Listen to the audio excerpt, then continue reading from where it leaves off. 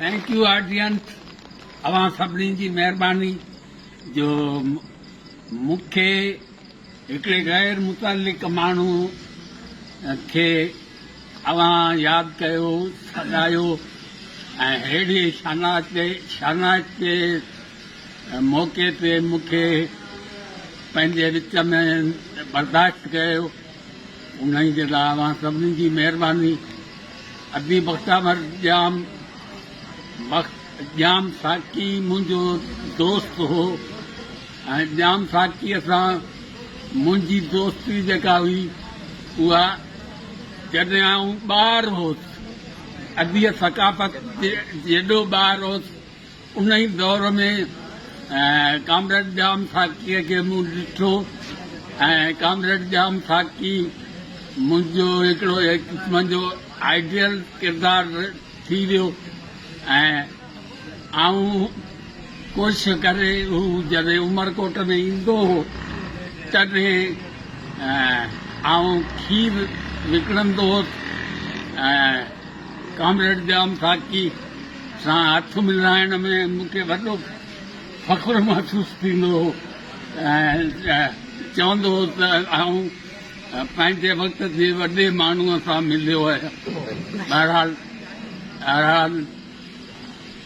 Comrade जाम साकीअ ज़िंदगीअ में वॾा कारनामा कया, वॾी जिदोजहद कई। हुनजी जिदोजहद जो सबक़ु असां सभिनी खे मिली वियो। अवां जॾहिं बि कामरेड जाम साकीअ जो ज़िक्र अज़कार करियो त ईअं सम्झो त हू माण्हू जेको हो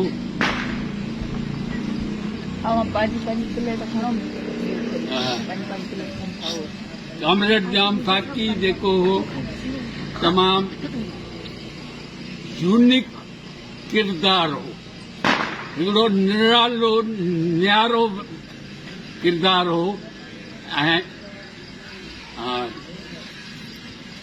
फारसीअ वारे चयो आहे त ई कार गिरां बूद अज़ां तू शुद्ध, हीउ कमु जेको आहे ॻरो हो ऐं इन इहो कमु तोखां ई थी सघंदो। त इहा ॻाल्हि वाकई ईअं ई आहे। जेकॾहिं माण्हू के वॾियूं काविशूं ॾिसंदो आहे तॾहिं सोचींदो आहे त आऊं बि ईअं ई करे वेंदुसि, पर करण ऐं चवण में वॾो फ़र्क़ु आहे। असीं सभु चवण खे चवंदा आहियूं, करे कोन सघंदा आहियूं। कामरेड जाम साकीअ तमामु घणो भोॻियो, जेलूं काटियूं, रूपोशीअ में घर ॿार ज़ाल उन्हनि सभिनी खे हिकिड़े पासे छॾे करे ज़िंदगी गुज़ारी ऐं पोरियतनि मज़दूरनि जे औलाद ऐं मज़दूरनि जे मुस्तक़बिल लाइ जिदोजहद कयाई। इहो वॾो कारनामो आहे। बाक़ी सुठा माण्हू जेके आहिनि उन्हनि जूं सुठियूं ॻाल्हियूं अॼु त छा, पर ज़िंदगी जे आख़िरी लम्हनि ताईं माण्हू कंदो रहंदो ऐं चङनि माण्हुनि जी खोट आहे ई कोन ऐं चङा माण्हू ॾींहों ॾींहुं हूअं घटिबा बि वञनि, पर वरी उन्हनि जी जाइ ते ॿिया माण्हू पैदा थियनि पिया।